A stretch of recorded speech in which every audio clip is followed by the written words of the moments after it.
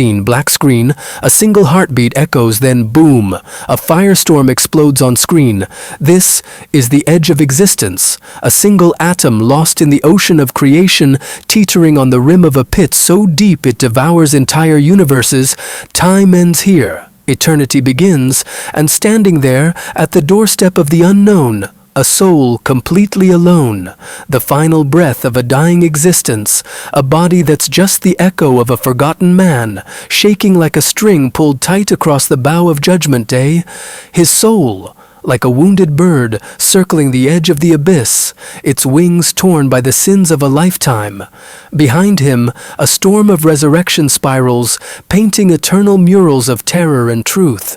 Silence, then a scream, muted but sharp, tearing through the stillness like shattered glass. All he has left is skin scorched by the flames of regret and eyes, lost in the blackness of despair, eyes that reflect the burning void like two mirrors into hell. Imagine it like a teenager on the brink of falling, standing on the edge of a cliff, feet trembling. The fire has drained his youth, stolen his strength. A black wind, cruel and merciless, slices across his face. His breaths, they're synced with the screams of hell itself. The roar of Sakar fills his ears. The moan of blazing logs creeps into his soul. From deep within the inferno, smoke rises, smoke that erases every joyful memory he ever had. The wails of the wicked faint, muffled and lost beneath hell's roar. They echo from the heart of the pit, soft as whispers in a storm of torment. Every dream, every hope, now just ashes beneath the weight of sin. His memories, gone, evaporated in the heat of remorse, and his eyes reflect tongues of fire rising from the abyss.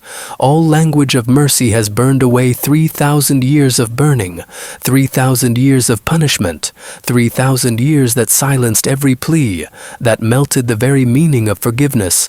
And now, he's the last one, on the edge of extinction, caught in the jaws of nothingness, awaiting a judgment he cannot escape. A single moment stretching into eternity, the moment where a soul's fate hangs between the claws of hell and the mercy of the Almighty. Scene cuts to black, then faint light. This is where our journey begins, from the shadows of hell to the light of paradise. Text on screen. Like, subscribe, and comment. O Allah, protect us from the fire. And just when it seems like it's over, you see it. A shimmer, a white mirage like fog covering what's beyond with a mysterious veil. You hope? No, you pray that behind it lies the heaven you've always dreamed of, and inside your heart a candle of hope flickers. Just before it dies, you take a step, then another. Stumbling forward, carried by nothing but your faith, you collapse to your knees, exhausted, then rise again, lifted by the invisible wings of belief. The flames lash your back one final time.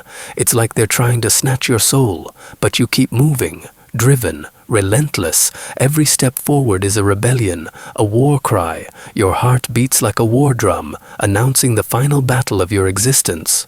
What you didn't know is that you're one step away from an eternity of bliss, one final moment, a moment where fear, hope, longing and love all collide, a moment so bright, it wipes away every pain you ever felt. This is it.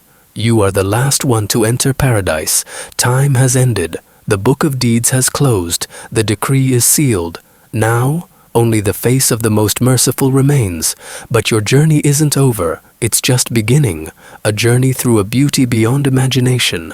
A joy no words can capture. It starts with a final glance at the abyss behind you and ends with the songs of the people of paradise, crowned by a divine mercy that floods the universe. Are you ready? You're about to witness a greatness unmatched, a beauty that captivates hearts, and a kindness that quenches your soul with the drink of eternal joy.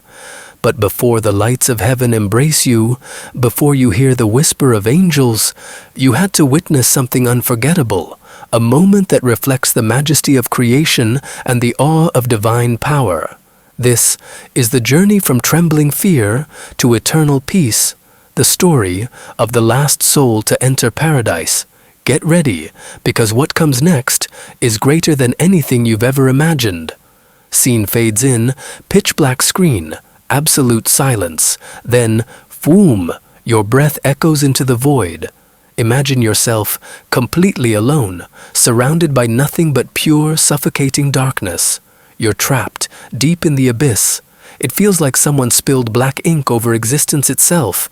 There's no light, no sound, just the trembling echo of your own breath bouncing endlessly through the void. Your skin burns. A searing heat lashes at you like a whip of flame, and the stench, it chokes you. Rotten, like the smoke of hell itself. This is the bottom, the lowest level of torment, and you're the last one here. The final breath in this ruined, desolate place. You look around left, right, hoping, desperate, but there's nothing, until a spear of despair pierces your heart, and from its very wound, a faint beam of hope is born. You whisper, your voice barely a sound, like a lost soul crying out in a canyon of fire. "Oh Lord, please take me out of this fire. Don't make me the most miserable of your creation." Then boom, a voice, mighty, thunderous. It shakes hell to its foundations. "If I take you out, will you ask me for anything else?" Your heart clings to that question like a drowning man grabbing a single floating branch. "I promise, I swear, I won't ask for anything else. Just save me from the fire?" And then, a hand of light reaches down. It grabs you, pulls you out of the darkness. You crawl on your stomach over a ground glowing like burning coal. Your body screams. Your soul is shattered, like the wing of a butterfly that flew too close to the flame. But you keep going, with every last bit of strength, until you reach the edge, the very border of the fire. You look back, and what you see freezes your soul. Hell is alive. It writhes like a wounded beast raging because it lost its prey. Tears of relief flood your eyes. You whisper, shaking, "God gave me what he never gave to anyone else. He saved me from something no human ever escaped." Silence surrounds you, a brief sacred pause, a moment to catch your breath. But there's no way out yet. To your right, fire. To your left, torment. Fear returns fierce, consuming. You cry out again, "Oh Lord, turn my eyes away from the fire," and again that majestic voice answers, this time a mix of mercy and disappointment. "My servant, how quickly you broke your promise. Did you not vow never to ask again?" Ashamed but desperate, you plead once more. "Please, don't make me the most wretched of your creation. Have mercy on my weakness, my helplessness." And then you feel it, a breeze, soft where warm, like the embrace of a mother who waited a lifetime. The fire fades. The smell of smoke lingers like a bitter memory etched into your lungs. Your eyes heavy, half closed, open just enough to see a flicker of light on the horizon. You ask yourself, "Am I alive? Did I really survive this?" The last thing you remember were the screams of the damned and the flames devouring your body, but now there's peace, a terrifying, almost magical silence that surrounds everything. You whisper in awe, "What is this place? What kind of magic is this?" Then you realize you've crossed the fire. You've entered something new, something unknown. A new journey begins. You walk, slowly, carefully. Your body's weak, but something inside you, something unseen, fuels you. Then suddenly you see it, and it's breathtaking. A massive tree, its shade wide and welcoming, a crystal river flowing beneath it, shimmering like liquid silver. A gentle breeze dances through the branches like it's calling you. A slice of paradise in the middle of everything you've just survived.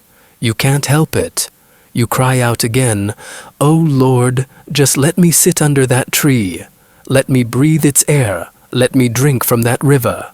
The voice returns, but this time, gentle, kind, like light speaking, "O son of Adam, if I give you this, will you ask me for anything more?" Your heart races. You know what you said last time, but the beauty, it's too much. Still, through your tears you whisper, "I promise, Lord, I won't ask again. Just let me stay here." You feel shame, but you also feel something stronger. Hope. This is just the beginning. A story of survival, of mercy, of a soul that saw the worst of eternity and still held on to the light. Will you be the next to hold on? If this story touched you, like, subscribe, and comment, "Oh Allah, don't make me the most miserable of your creation." Because sometimes the weakest whisper can become the loudest prayer. In the blink of an eye, you find yourself beneath a massive, lush tree. Its leaves whisper in the breeze, gently brushing your tired face like they're wiping away the dust of years of pain. You drink from its crystal-clear water, and for the first time in forever, the thirst fades, and your soul feels clean, washed free of sin, free of sorrow. But is it enough? Is it enough for a heart that's known nothing but pain? A heart scorched by the fires of regret? A soul that stood at the very gates of hell? Suddenly, another tree appears, even more beautiful. Its branches sway, calling to you without a word. And you want it, desperately. You whisper, "Oh Lord, please, let me sit under that one, let me drink again." But a voice reminds you, "Oh son of Adam, didn't you promise not to ask again?" You hesitate. You feel the shame, but the longing inside your chest is louder than guilt, so you promise once more, trembling with hope. And just like that, you're under that second tree. Its leaves caress your face, its water fills you with peace. Your soul exhales. You think this must be the end, but no, it was just the beginning, because now you see it, the final tree, towering, glowing, standing tall at the very gates of paradise. Its leaves shimmer like diamonds, and from beyond it, you hear them. The voices of paradise, laughing, singing. Your heart nearly stops. You fall to your knees and cry, "Oh Lord, please, let me enter. I don't want to just watch from here." And again he asks, "Didn't you promise not to ask more?" But God, the most merciful, knows your heart. He knows the pain you've endured, the fire you walked through. So he lets you come closer. Now you're standing right at the gate of heaven. The sight leaves you speechless. You can't ask for more. You dare not. So with trembling lips you say, "My Lord, let me just stay here, just at the door. That's enough." Then, boom. The gates swing wide open, and your eyes catch a glimpse of what's inside. Beauty beyond imagination, peace beyond comprehension. You whisper, "Please, let me in, even if I never move from the threshold." And then a voice calls out, God's voice, speaking directly to you, "I'll give you a kingdom, like the greatest one on earth, and more." You look around, stunned. You thought you were the last one in. You thought it was too late. You whisper, "But Lord, haven't others already taken their places? Are you joking with me?" And God answers, "I do not joke. I am capable of all things." Tears stream down your face. You can't even speak. And then, in your overwhelmed joy, you accidentally say, "Oh God, you are my servant and I am your Lord." A slip of the tongue. You panic, but God laughs, with mercy, with kindness. Then he says, "And I'll give you not just one kingdom, but a kingdom 100 times greater than the greatest one on earth." Your breath stops. You've just stepped out of your worst nightmare into the most beautiful dream. You fall in prostration, weeping, because this is what you dreamed of. The day your heart held on to hope in the middle of hellfire.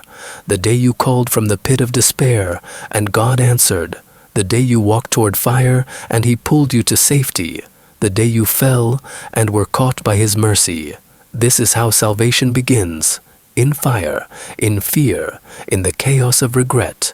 But it ends in the garden of eternal joy. Now you're here, in Jannah, surrounded by blessings beyond count, and after all that pain, you realize every second of the journey was worth it, because this is forever, your home, and God is pleased with you.